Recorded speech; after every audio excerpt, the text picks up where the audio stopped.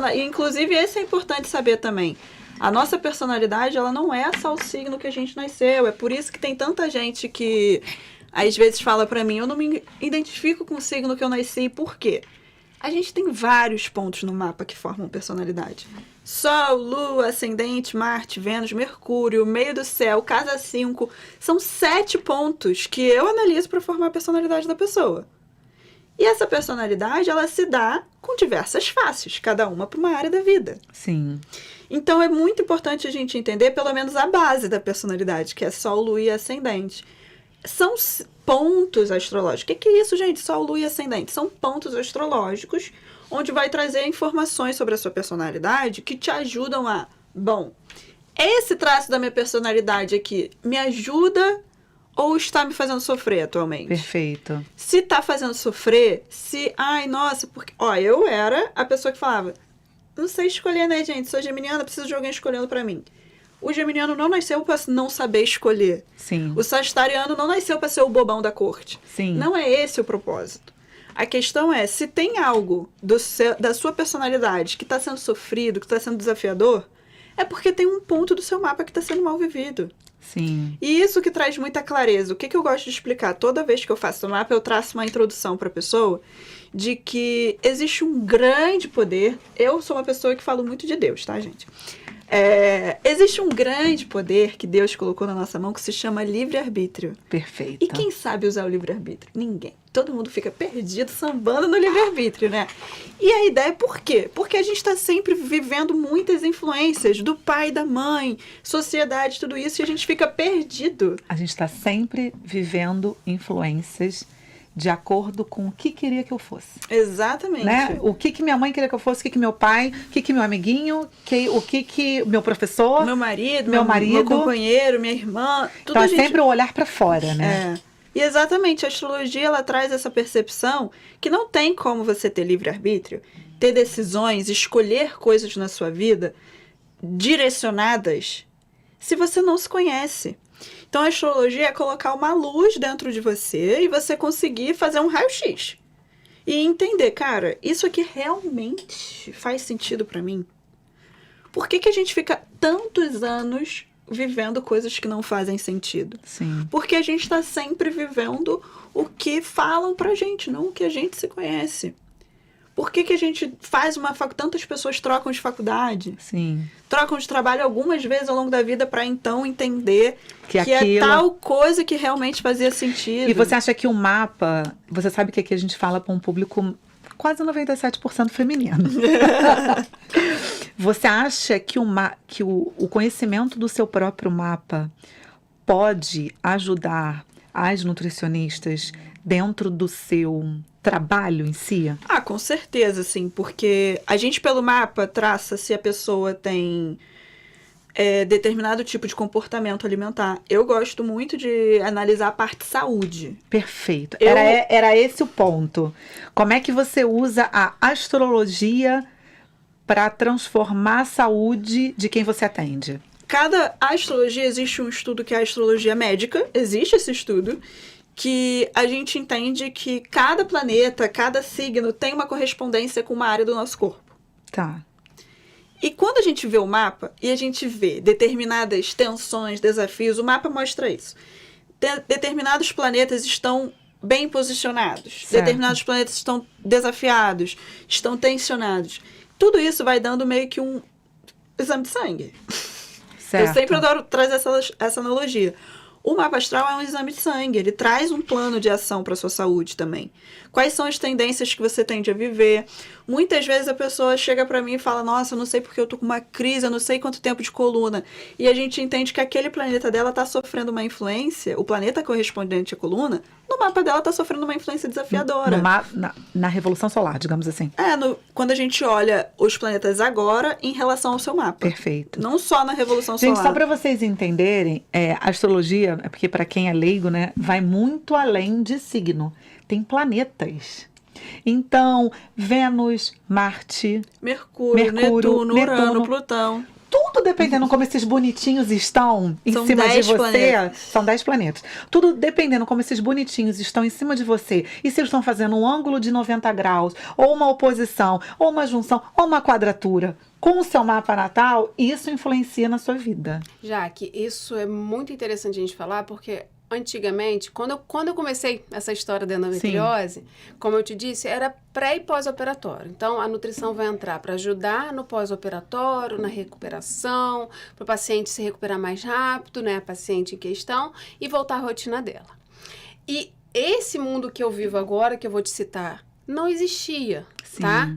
Então, esse médico que eu trabalho, ele foi até um dos pioneiros e falou assim, peraí, eu preciso de uma nutricionista porque tem muito mais do que ser pré e pós-operatório, que foi como eu comecei com ele, né? Isso há quantos anos atrás, Fer? Desculpa te interromper. Eu operei tem 11 anos, foi 11 anos atrás. 11 anos atrás. Tá? Então tem 10 para 11 anos. E o que foi interessante, né? Eu não tinha essa visão que eu vou falar agora, porque literalmente a faculdade não me dava essa base e a gente começou a estudar, para se eu estudar.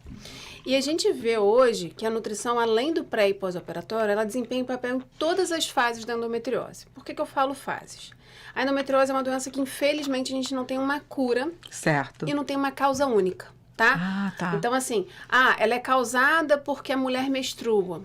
Não. Tem diversos fatores ambientais, alimentares, genéticos, que influenciam nessa desenvolvimento da doença. E dentro desses fatores, praticamente todos, a nutrição pode mexer. Legal. E, por exemplo, alguns poluentes ambientais que a gente chama, que é a dioxina, ele está presente em plástico, na nossa água às vezes vem contaminada com esse poluente. Ele é dos que poderiam estimular o desenvolvimento da endometriose. Mas é só isso? Não. O que a nutrição pode fazer em relação a isso? Poxa, vamos estimular a usar mais vidro e legal. menos plástico. Os potinhos de casa, eu sempre falo disso, aquele monte de plástico que a gente usava muito. Sim. A água também que a gente bebe de uma boa qualidade. Então, começa a mexer com pequenos detalhes, Certo. né? E isso ajuda não só na questão do desenvolvimento da doença. Então, os alimentos que você come, você pode desenvolver mais chances de endometriose, como também na modulação dos sintomas da endometriose. Tá. Então, por exemplo, a dor, que é o quadro mais comum da endometriose, né? Existem vários alimentos que a gente chama de pró-inflamatório, ou que inflamam mais o corpo, que pioram a dor. Sim. E a mulher pode ficar ou sem dor, ou com muita melhora da dor, comendo bem. Olha. Só comendo bem. Fernanda, só comendo bem não. Fazendo atividade física, trabalhando na saúde mental, que são coisas que hoje a nutrição está muito voltada para isso, Sim. né? Então, quando eu comecei, eu só prescrevi uma dieta e vai embora.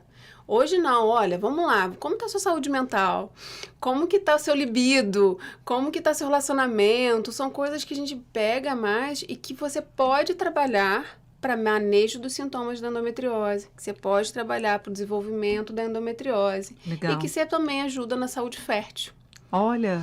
Porque muitas mulheres, né, a gente sabe que muitas mulheres desejam a gestação e que, infelizmente, a endometriose, ela pode interferir Ela nisso. dificulta, Fê? Ela pode dificultar. Não necessariamente toda mulher com endometriose não vai ter, né, não vai conseguir Sim. engravidar, mas ela pode dificultar. Entendo. Então, hoje, a gente sabe que a endometriose, a alimentação pode ajudar muito na saúde fértil. Então, esse mundo que a gente pode trabalhar com a endometriose vem surgindo, né? Eu vim estudando com o passar do tempo e mostrou assim, caramba, como que eu posso fazer muito mais do que simplesmente ajudar no pré e pós-operatório, isso né? que eu já estava aqui pensando, é muito mais do que um pré do que o pós-operatório. Agora, Fê, exemplo, a endometriose, quando você faz, né, essa equipe multidisciplinar, se toma remédio, por exemplo, tô com dor, né? Aham. Se toma remédio. Depende. Sim, a maioria das vezes Tá. sim, né? As mulheres são fortes pra dor, né? Que, infelizmente, tá, Jaque? Porque isso não é bom. Não, tô com uma dorzinha, deixa pra lá, vambora, né? A gente tem um ritmo muito acelerado, deixa pra lá. E não, na verdade, se toma remédio, né, pra dor e continua a vida. Sim, porque eu penso assim, exemplo, quando a gente pensa que você falou na alimentação, perfeito, de dentro para fora. Eu tenho a endometriose. Se eu tô com o meu plano alimentar adequado para aquilo, provavelmente eu não vou precisar usar remédio.